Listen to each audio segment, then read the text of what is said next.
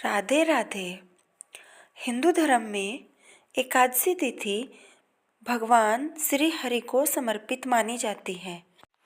साधक इस विशेष तिथि पर व्रत आदि भी रखते हैं। एकादशी का व्रत बिना कथा सुने अधूरा माना जाता है।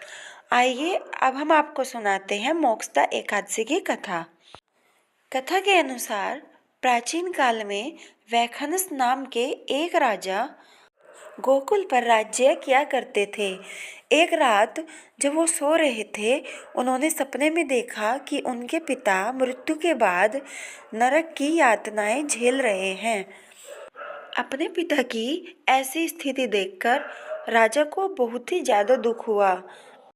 सुबह होते ही उन्होंने अपने राजपुरोहित को बुलवाया और उनसे कहा कि आप मेरे पिता की मुक्ति का मुझे कोई मार्ग बताइए कि मेरे पिता को कैसे मुक्ति प्राप्त हो सकती है। तब राजपुरोहित ने बताया कि हे राजा, आपकी इस समस्या का निवारण तो केवल पर्वत नाम के राजा ही कर सकते हैं, जो त्रिकालदर्शी है। यह सुनते ही राजा पर्वत नाम के महात्मा के आश्रम पहुंचे और उनसे अपने पिता की मुक्ति का मार्ग पूछा। इस पर महात्मा ने बताया कि तुम्हारे पिता ने पिछले जन्म में एक पाप किया था। उस पाप के कारण ही अब उन्हें नरक भोगना पड़ रहा है। राजा ने महात्मा से इस पाप से मुक्ति का उपाय पूछा। इस पर महात्मा ने कहा कि मार्गशीर्ष मास के शुक्ल पक्ष पर आने वाली मोक्षदा एकादशी का विधि पूर्वक व्रत और पूजन करो। इस एकादशी के प्रभाव से ही तुम्हारे पिता को मुक्ति मिल सकती है।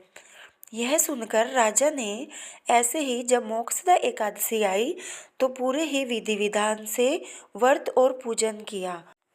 इस व्रत के प्रभाव से